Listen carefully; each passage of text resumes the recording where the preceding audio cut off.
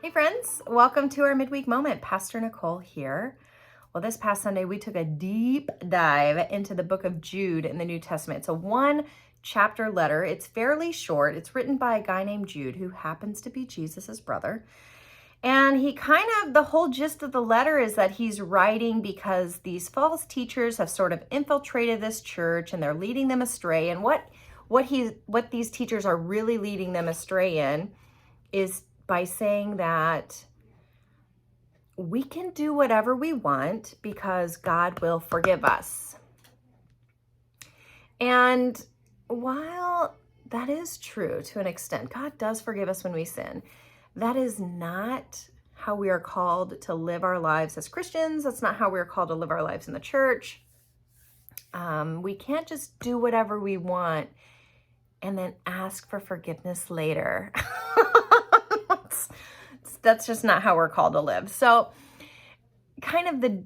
what I wish we would have had more time to talk about. So we walked through it verse by verse. And so we really just covered like what the letter is talking about. But if I had had time to dig a little deeper, the point I would have dug a little deeper on is that a life in Christ requires transformation, that we cannot keep living our lives the way that we were or the way that we want, but that Christ calls us to a deeper relationship with Him, to transform our lives, to help us to become more and more like Jesus and less like the world around us.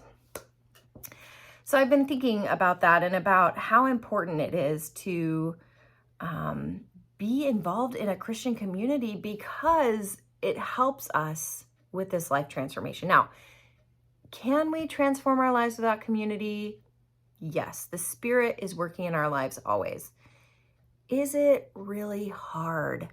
Also, yes. So when we're in a community that has the same goals and we're moving in the same direction and we're challenging one another and we're holding one another accountable, transformation is going to come more easily. It's not going to be easy because transformation's not easy, but it will come more easily when we're doing it together. So that is why I have committed my life to the church, not just because I'm a pastor. Even if I wasn't a pastor, I would commit my life to the church because I truly believe in this importance of living our life in community, of finding transformation with the help of a community. So when I think about the ways that I've been transformed by community, worship, of course, is a huge part of that.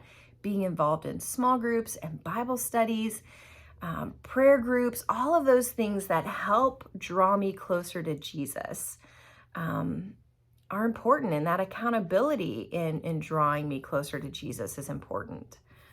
So I just want you to think about that in your life of how are you finding community to help you transform your life. Now, we are going to be starting a new sermon series this Sunday about community. We're calling it Connect, Called into Community. And it's all about kind of this general idea. It's a nice little segue. It wasn't planned that way, but it's a nice little segue from Jude into this new series to talk about why do we bother with community? What's the big deal about community? How does it help us in our lives? So we're going to be talking about that each week. So I hope you'll join us as we talk about the ways that community can help transform us, help us in continuing to transform, I guess I should say, into being more and more like Christ and less like the world, which is what Jude is concerned about, that we're more like Jesus and less like the world. So as you go about your week, if you haven't had a chance to listen to that sermon on Jude, take a listen to it. There's a lot in there, a lot that I felt like I learned a lot in studying about Jude, about what it's all about, what the letter's all about, and what the point that Jude is trying to make. So take a listen to that if you haven't had a chance. And if you have had a chance, I hope you will join us for this weekend as we dive into this new series, Connect, and talk about community and why it's so important. So also this weekend, we have our farewell summer shindig. You don't want to miss that. We're going to have our 11 o'clock service. Is going to be outdoors. We're gonna have food trucks, games, tree climbing, Kona Ice is gonna be here. Like, it's gonna be just a fantastic day. The weather looks to be beautiful. So I hope you'll join us. It's gonna be a lot of fun. So we'll see you there. See y'all next time. Bye.